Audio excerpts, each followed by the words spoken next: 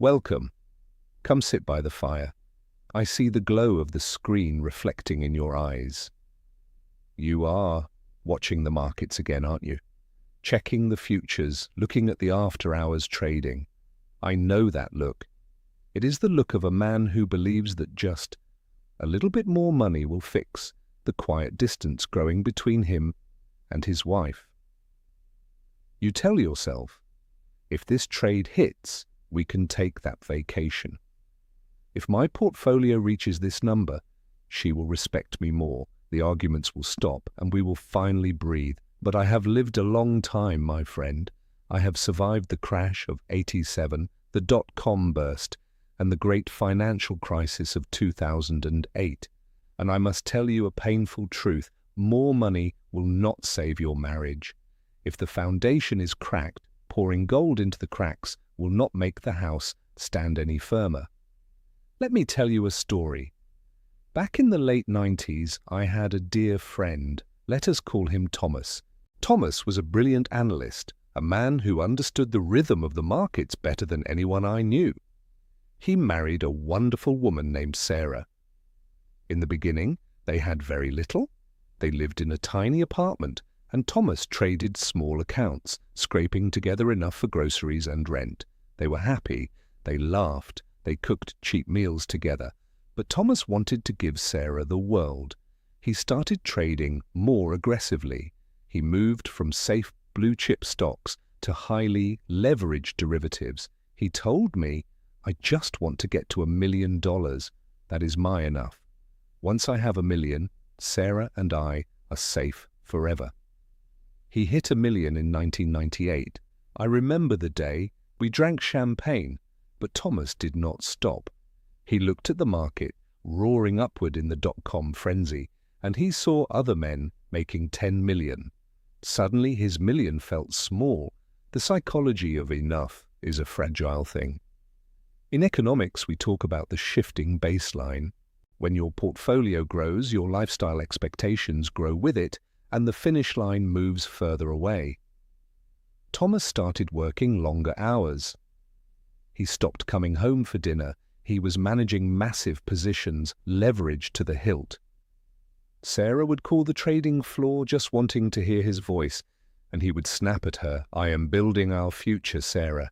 I am doing this for us. How many times have you said that? I am doing this for us. But the truth is, the market had become his mistress. The thrill of the trade, the dopamine rush of a green day, had replaced the simple joy of sitting with his wife. The financial market is a ruthless mirror of our inner psychology.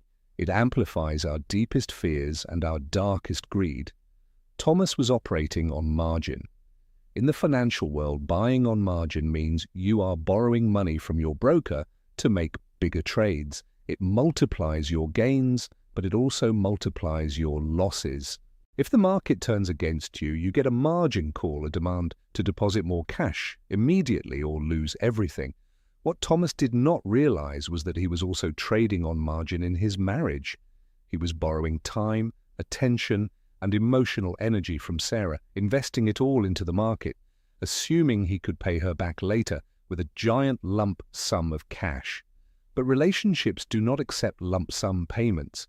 You cannot buy back 5 years of emotional absence with a first-class ticket to Paris. You cannot pay off a marriage margin call with a new house. Sarah was issuing emotional margin calls for years. She was asking for his time, his presence, his heart. But Thomas ignored the warnings. He looked at his skyrocketing portfolio and thought, look how rich we are. How can she be unhappy? He confused financial net worth with emotional net worth. Then came the spring of 2000. The Nasdaq peaked and began to collapse. The dot-com bubble burst. Thomas was caught on the wrong side of the market. The margin calls came in, real ones this time. His broker demanded cash. Thomas doubled down, trying to catch a falling knife, one of the most dangerous things a trader can do. He averaged down on his losing positions, convinced the market would turn. It did not. The market does not care about your hopes, your dreams, or your marriage. The market is a force of nature, completely indifferent to your suffering. Within 6 months, Thomas lost the portfolio, he lost the house. But the true tragedy was not the money. The true tragedy was that when he finally went home, broken and sobbing, looking for the woman he claimed he was doing all this for, Sarah was packing her bags. She did not leave him because he lost the money. She left him because, in the pursuit of the money, he had already left her years ago.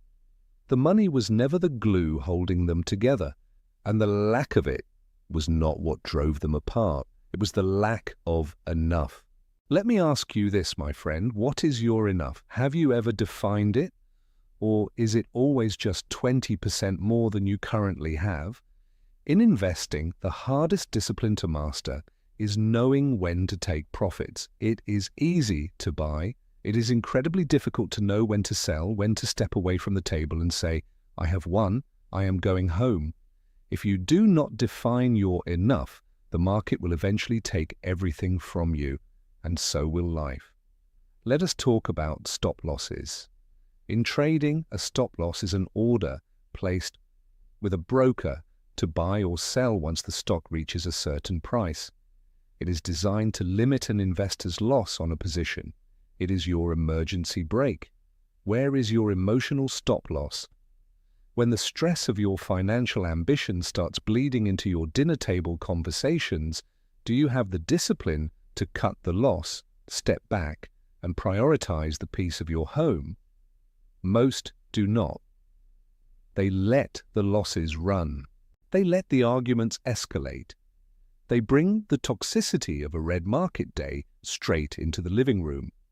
You must establish a stop loss in your daily routine. When you walk through the front door, the market stays outside. Furthermore, consider diversification. A foolish investor puts all his capital into one single speculative stock. If it fails, he is ruined.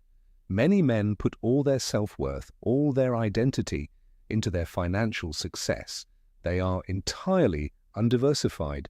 If their business struggles or the market corrects, their entire sense of self collapses, and they drag their marriage down with it.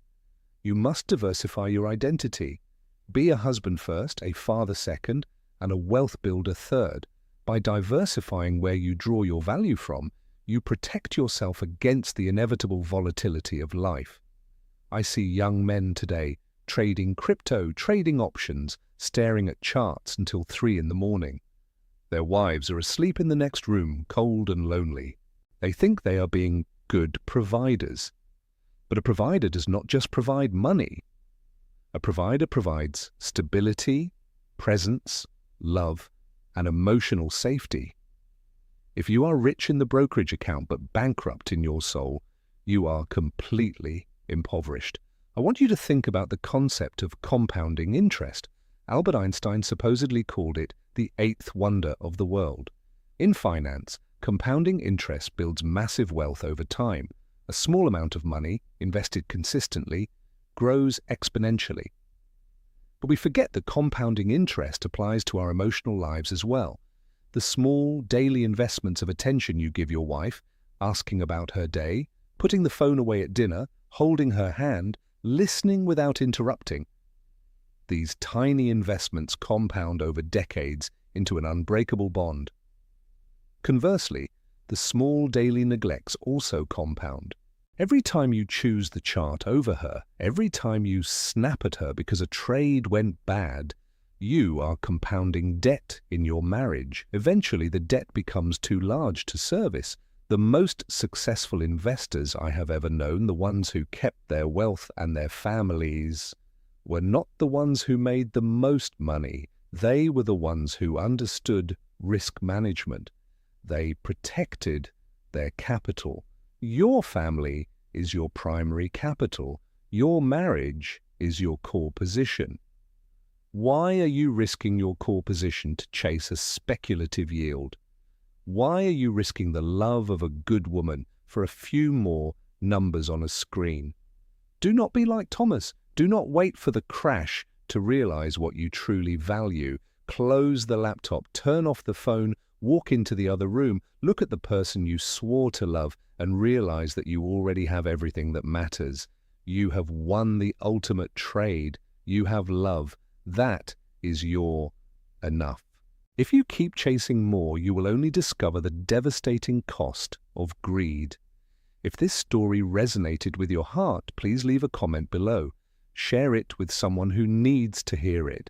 Subscribe to the channel for more lessons from a lifetime of wins, losses, and the wisdom earned from both. Take care of your portfolio, yes, but above all, take care of your home.